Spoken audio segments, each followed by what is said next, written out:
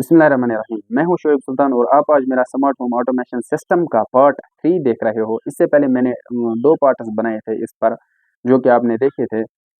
उनमें मैंने बस सिर्फ आपको वो सिस्टम बना के दिखाया था और उसके बाद उसको यूज़ कहाँ पे कैसे करना है वो बस हमने डिस्कस किया था। लेकिन आज का जो हमारा वीडियो है, इस वीडियो में हमें पूरा इन्फो उसके related smart home automation system यानी कि जिसके लिए जिसके लिए मैंने ये वाला सेटअप बनाया था, ये सेटअप हमें पूरा डिस्कस करना है। पूरा डिस्कस इसका मतलब है हमें इंट्रोडक्शन एंड एप्लीकेशंस यानी कि जो मैंने ये सिस्टम बनाया था, ये सिस्टम क्या था और इसका यूज़ हम कहाँ पे कर सकते हैं, इसकी एप्लीकेशंस यानी कि इसको हम कहाँ पे अप्लाई कहाँ पे लगाते हैं। उसके बाद कंपोनेंट्स एंड देयर वर्किंग, इसके अंदर मैंने कौन-कौन सा कंपोनेंट लगाया है और वो कंपोनेंट क्या काम कैसे कर रहा है। उसके बाद वायरिंग एंड सॉफ्टवेयर देखेंगे। उसके अंदर मैंने जो पार्ट्स मैंने लगाए हैं, उनकी वर्किंग देखेंगे और उसके बाद उनको मैंने कैसे एक दूसरे के साथ जोड़ा है, वायरिंग कैसे की है और सॉफ्टवेयर क्या मैंने यूज़ किया है, वो हम डिस्कस करेंगे। सेफ्टी प्रिकॉशंस, जब हम ये सिस्टम लगाएँगे, एडवांस्ड सिस्टम होता है ये, इसके अंदर बहुत सारी एडवांसमेंट यूज़ होकर हम ये वाला सिस्टम बनाते हैं। उसके बाद इसके अंदर सेफ्टी प्रिकॉशंस होना ज़रूरी है। और जो फिफ्थ कंटेंट है वो है प्रैक्टिकल डेमोन्स्ट्रेशन। प्रैक्टिकल डेमोन्स्ट्रेशन के अंदर मैं आपको पिछले वाली वीडियो की रील एक दिखाऊंगा, जिसमें मैंने आपको दिखाया था कि हमने इसको कैसे यूज़ किया था, कैसे कंट्रोल किया था by the help of our mobile phone. चलो हम इनको एक-एक करके डिस्कस करते हैं। अगर हम कंटेंट फर्स्ट की बात करेंगे, इंट्रोडक्शन एंड एप्लीकेशन। इंट्रोडक्शन में आता है जो स्मार्ट होम ऑटोमेशन सिस्टम यानी कि ऑटोमेशन सिस्टम है, वो क्या होता है। ऑटोमेशन सिस्टम होता है जहां पर हम मैनुअल को हटा के, मैनुअल यानी कि जहां पर हम हाथों से काम करते हैं, या मैनुअल के साथ साथ ऑटोमेटिक सिस्टम लगाकर अपने एप्लियंसेस यानी कि डिजिटल एप्लियंसेस को ऑटोमेटिकली कंट्रोल कर सकते हैं या अपने मोबाइल फोन के थ्रू हम कंट्रोल कर सकते हैं। ये सिंपल मीनिंग है ऑटोमेशन सिस्टम की। फिर अगर हम एप्लीकेशन की बात करेंगे तो एप्लीकेशन में यानी हम इसको अपने घरों में, अपने ऑफिसेज में, रोड्स पर, शॉप्स में यानी कि अपने दुकानों में हम इसका यूज़ कर सकेंगे।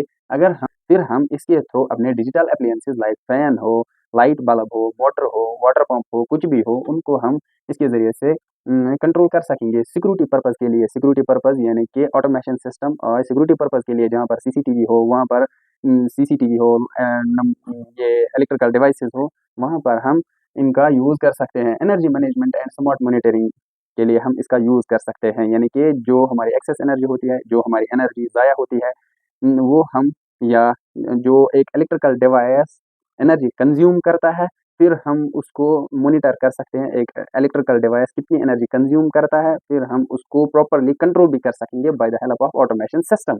कि ये था इंट्रोडक्शन एंड एप्लीकेशन। फिर अगर हम बात करेंगे कंपोनेंट्स एंड देयर वर्किंग की, कंपोनेंट्स में 4 चैनल रिले मॉड्यूल एक मैंने उसमें लगाया था। 4 चैनल रिले मॉड्यूल एक ऐसा मॉड्यूल होता है जिसके अंदर रिलेज होती हैं। रिले मतलब रिले एक इलेक्ट्रॉनिक स्विच होती है। रिले एक इलेक्ट्रॉनिक स्विच होती है जो कि कंट्रोल होती है electronically bye the help of electrical signals etcetera, जिसके अंदर 5 पिन्स होती हैं। 5 पिन्स यानी कि 5 वायर्स उसके अंदर होते हैं। 5 वायरों में से 2 सोलेनॉइड होता है, 2 एक पॉजिटिव नेगेटिव सोलेनॉइड होती है, और जो 3 होते हैं वो NO कॉमन और NC होती है। NO यानी कि नॉर्मली ओपन, NO हम नॉर्मली ओपन के लिए यूज़ करते हैं। कॉमन कॉमन यानी कि जिसमें हम न्यूट्रल का यूज़ करते हैं या फेज़ का यूज़ करते हैं, वो हम कॉमन में लगाकर फिर वो NO की तरफ भी जाता है, NC भी की तरफ भी जाता है। NC यानी कि नॉर्मली क्लोज़ और NO नॉर्मली ओपन, इसको हम यहाँ पे डिस्कस करते हैं। एक रिले रिले यानी कि इलेक्ट्रॉनिक स्विच, एक स्विच होते हैं जिसको हम मैनुअली ऑन ऑफ करते हैं। वैसे ही हम एक रिले का यूज़ करते हैं। यहाँ पर हम एक रिले लगाते हैं, रिले के अंदर 5 वायरस या 5 पिन्स होते हैं, उनके साथ हमें एक पॉजिटिव नेगेटिव लगाना पड़ता है, जो कि इसके अंदर एक सोलेनॉइड होता है। सोलेनॉइड यानी कि एक वायर जिसके अंदर करंट के फ्लो की वजह से मैग्नेटिक फील्ड जनरेट होकर वो फिर उस प्लंजर को या आर्मेचर को अंदर बाहर करके उस स्विच को ऑपरेट करता है। जैसे हम स्विच मैनुअली ऑन ऑफ करते हैं, वैसे ही वो सोलेनॉइड उस सिस्टम को उस स्विच की काम कर उस स्विच का काम करता है। फिर जो 3 रहते हैं वो NO, NC और कॉमन, यानी कि कॉमन, फिर एक NC और एक NO। जब हम कॉमन में वायर एक कनेक्ट करते हैं, उसके बाद जो NC होता है नॉर्मली क्लोज, ये नॉर्मली क्लोज यानी कि इसका जो कनेक्शन अंदर से होता है वो नॉर्मली क्लोज यानी कि वो एक दूसरे के साथ कनेक्टेड रहते हैं, लेकिन NO के साथ वो कनेक्टेड नहीं रहते हैं। पर जब हम रिले को पावर यानी कि एनर्जाइज करते हैं, उस वक्त क्या होता है, उस वक्त कॉमन कॉमन और NC से कनेक्शन हटकर कॉमन और NO पर चला जाता है, जो कि हम electronically bye the help of किसी भी सिग्नल के थ्रू कंट्रोल कर सकेंगे। तो इसीलिए इसको इलेक्ट्रॉनिक स्विच कहा जाता है। और यही इलेक्ट्रॉनिक स्विच हम यहाँ पे यूज करते हैं, जिसको हम 4 चैनल रिले मॉड्यूल, 4 चैनल हो, सिंगल चैनल हो, 2 channel, 4 channel, 6 channel, 8 channel, 12 channel relay module, यानी कि जितनी चैनल उतने हम इलेक्ट्रिकल डिवाइसेस को कंट्रोल कर सकेंगे। यानी कि यहाँ पर 4 चैनल मैंने पिछले वाले 2 वीडियोज में 4 अलग अलग इलेक्ट्रिकल डिवाइसेस को कंट्रोल करके दिखाया था। एक वो कुछ RGB, एक LED, एक वाटर पंप, एक कुछ और था। और उसके बाद पावर सप्लाई हमें हमें हर एक डिवाइस चलाने के लिए, हर एक डिजिटल और इलेक्ट्रिकल डिवाइस को चलाने के लिए, उसके लिए हमें उसको चलाने के लिए हमें पावर सप्लाई की ज़रूरत होती है। तो पावर सप्लाई भी एक मेन कंपोनेंट है। यानी जो रिले को हम डीसी के थ्रू ऑपरेट करते हैं, और उससे हम और फिर उस रिले के ज़रिए से हम डीसी कंपोनेंट्स भी चला सकेंगे और एसी कंपोनेंट्स भी चला सकेंगे। वो लोड पर डिपेंड करता है, वो हम आगे आगे डिस्कस करेंगे। पावर सप्लाई और एक ESP32 ड्यू किट V1 यानी कि डेवलपमेंट किट V1। ESP32 का अगर हम रोल देखेंगे इस पूरे टॉपिक में, ESP32 का मेन रोल है जो कि एक्ट करता है एज अ ब्रेन इस सिस्टम में, एक्ट एज अ ब्रेन, और जिसके अंदर इनबिल्ट वाईफाई और ब्लूटूथ होता है, जिसके अंदर इनबिल्ट वाईफाई और ब्लूटूथ होता है, जिसको हम फिर ब्लूटूथ के थ्रू या वाईफाई इंटरनेट के थ्रू भी कंट्रोल कर सकेंगे। फिर वही कमांड्स भेजता है, यानी कि बंदा क्या चाहता है वही कमांड्स आगे भेजकर रिले को भेजता है, और फिर उसी रिले के थ्रू हम ऑटोमेटिकली किसी भी इलेक्ट्रिकल डिवाइस को कंट्रोल कर सकते हैं। ये था ESP32। और मोबाइल फ़ोन यानी कि जो कि हम इस सिस्टम में यूज़ करके उसी के थ्रू हम उस सिस्टम को कंट्रोल करते हैं। अगर हम और एक CCTV जंक्शन बॉक्स का मैंने यूज़ किया था, जिसके अंदर मैंने सब कंपोनेंट्स लगाकर फिक्स किए थे, और एक फाइनल प्रोडक्ट मैंने खुद से डिज़ाइन भी किया था और तैयार भी किया था, फाइनलाइज़ किया था। अगर हम एप्लीकेशंस की बात भी हो गई, कंपोनेंट्स की बात भी हो गई। अगर हम अब सेफ्टी प्रिकॉशंस यानी कि अब safety precautions wiring and software हम आगे देखेंगे।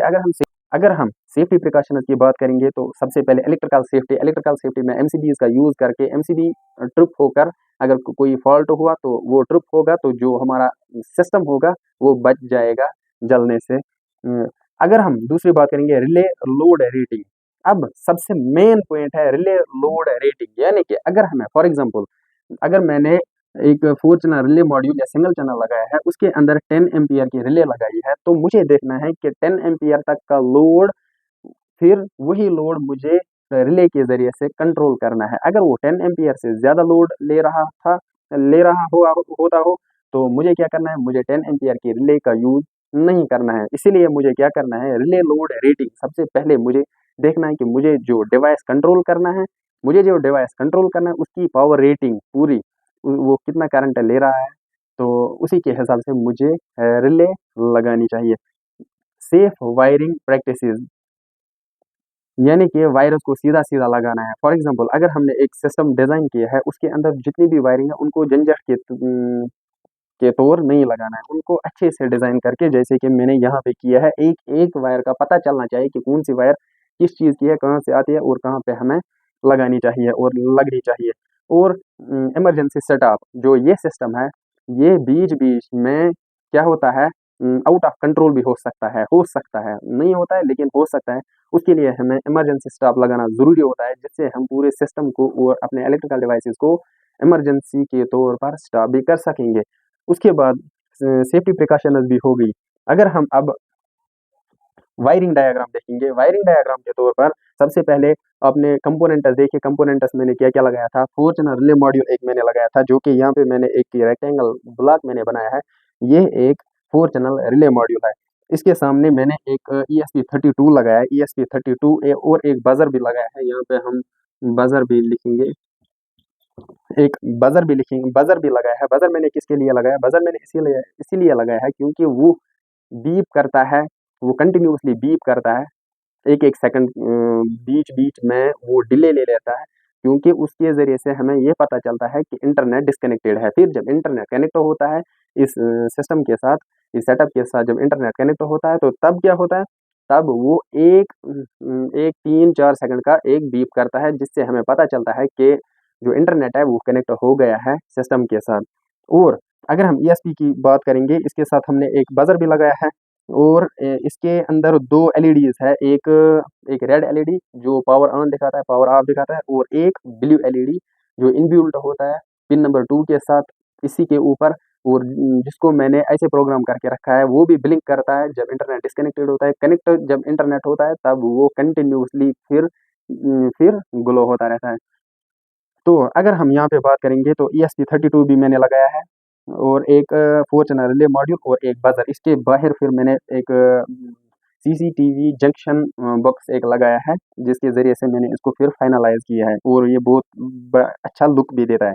अगर आपको इसकी प्रोग्रामिंग चाहिए तो प्रोग्रामिंग में डिस्क्रिप्शन इसका पूरा कोड मैं डिस्क्रिप्शन में डाल के रखूँगा, वो आप वहाँ से कॉपी करके आप यही सेम सिस्टम आप खुद से डिज़ाइन कर सकोगे। तो जितने जितने डिवाइसेस होंगे उतनी ही वायरस ESP32 से आएंगे, यानी कि N1 N2 N3 N4 4 channels N4 तो होगी 4 वायरस और 2 वायरस होंगे जो इन रिलेज को ऑपरेट करेंगे। इनके अंदर जो सोलिनॉइड होता है, मैग्नेटिक स्विच होती है, उनको ऑपरेट करने के लिए उनके प्लस माइनस यानी कि उनके अंदर जो सोलिनॉइड होता है उसको ऑपरेट करने के लिए हमें VCC GND यानी कि प्लस माइनस भी लगाना होता है, यानी कि इसके अंदर कुल बिल 6 वायरस और बजर की 2 जिसको मैंने एक ग्राउंड के साथ और एक पिन नंबर 4 के साथ कनेक्ट करके रखा है।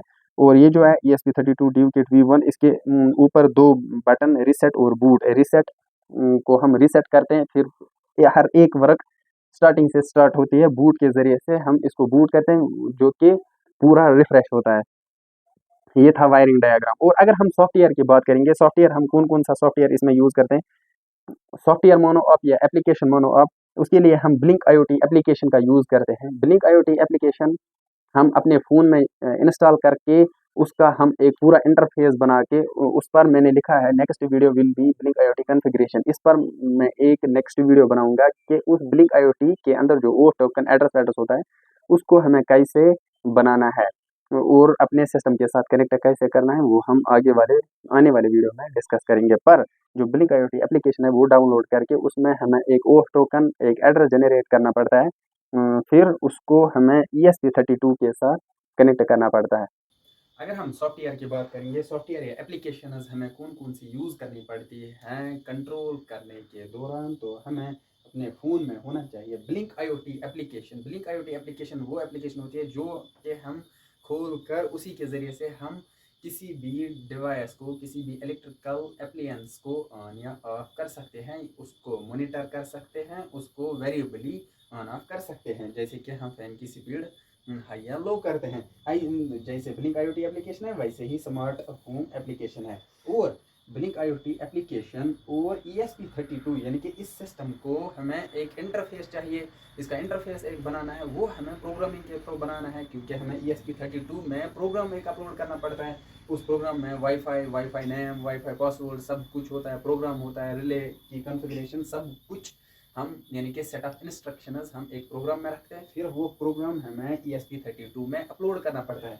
वो प्रोग्राम हम आर्डिनो ड्राइवर में राइट डाउन करते हैं, या अगर अगर हमारे पास मोबाइल फ़ोन ही है, PC लैपटॉप नहीं है, तो आर्डिनो ड्राइवर हम यूज़ करते हैं। अगर हमारे पास PC लैपटॉप है तो हम आर्डिनो IDE का यूज़ करते हैं। फिर उसमें हम C++ बीच बीच में पाइथन का भी यूज़ करते हैं, वो कोडिंग लैंग्वेज होती हैं। और अगर आप बिगनर हो, फॉर एग्जांपल मैं भी एक बिगनर हूँ, अगर बिगनर नहीं हूँ तो कोडिंग भी मुझे 100% नहीं आती है, लेकिन आजकल के दौर में आपको पता ही है AI है, AI के ज़रिए से, तो इसीलिए आपको उसके लिए चैट जीपीटी जेमिनी भी चाहिए। चैट जीपीटी से बेहतर है जेमिनी, जिसको मैं रिकमेंड करता हूँ। जेमिनी एक बेहतरीन कोड आपको राइट डाउन करके देगा, उसको बस सिर्फ आपको इनपुट यानी कि प्रॉम्प्ट देना आना चाहिए। जब आप उसको प्रॉम्प्ट दोगे वो आपको वहाँ से एक बेहतरीन कोड देगा। वो कोड आपको आर्डिनो IDE या आर्डिनो ड्राइव में डालकर उसको कंपाइल करना है। कंपाइल यानी कि उसको देखना है ये ठीक है, जो इंस्ट्रक्शंस आपको आपने दी है वो क्या आपने ठीक दी है या नहीं है। वो जब ठीक होंगे उसके बाद अपलोड करना है ईएसपी में। ईएसपी में अपलोड होकर ईएसपी और ब्लिंक आईओटी एप्लीकेशन का इंटरफेस मैच हो जाएगा, कनेक्ट हो जाएगा। तो आप फिर इस पूरे सेटअप को ब्लिंक आईओटी एप्लीकेशन अपने मोबाइल में रखकर अपने मोबाइल के ज़रिए से कंट्रोल कर सकोगे। तो ये था हमारा आज का वीडियो। अगर आपको कोई और कन्फ्यूजन है तो आप बता सकोगे, तो हम वो डिस्कस करेंगे।